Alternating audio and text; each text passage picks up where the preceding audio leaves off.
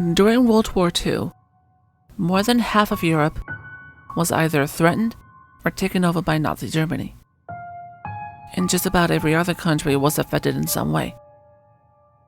But I think it's safe to assume that you all know this. So back then, there were many radio channels made with the sole purpose of broadcasting information about the war, although the broadcasters were punished severely if found out. One of these many channels was Peace and War. It was a channel broadcasted in the southern regions of Ireland. After the war, Peace and War decided to try and host their own channel and changed their name to Peace in the World, and was now broadcasting shows in English with the sole purpose of saying how good the world is and why we shouldn't start wars and all that kind of stuff. After about a year of broadcasting, they ran out of funding and were replaced with some other Irish channel about cooking or something. It makes sense. They broadcasted stuff that people either already knew or didn't care about. In the late 1970s, ITV had received some tapes, apparently all from Peace in the World show. They had a group of video editors take a look at the tapes to see if they could find any interesting material for a 2-hour show they were going to broadcast, giving info on the war and the impact it had on society. The editors took a look through the tapes they had, most of them being shows for children, and telling them how to be nice to others and all the generic crap you would expect from such a preachy station.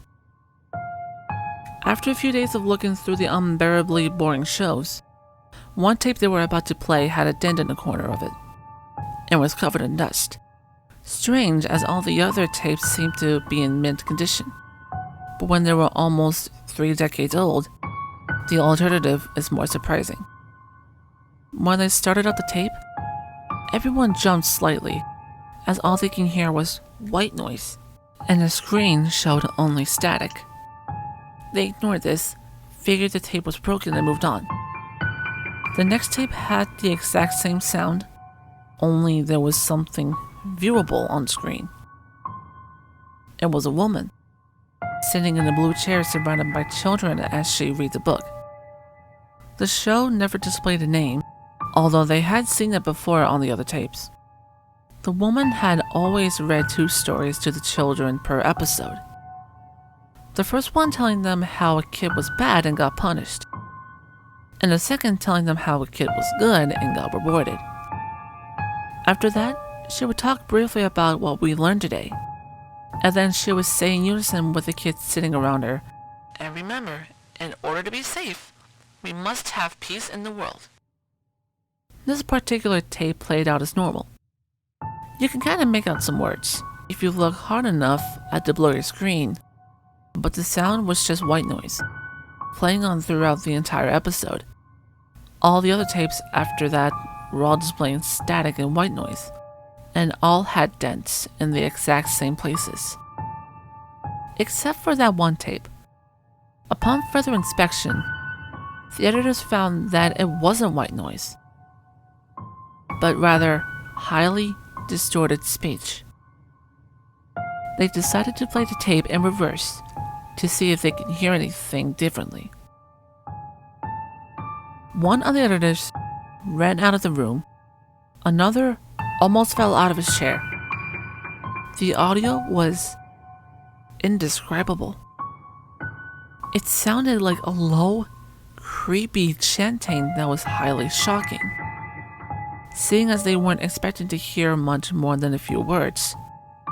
During this, a very low static sound was heard, what the editors could only describe as black noise. And on the screen, there was no woman, no children, and no background.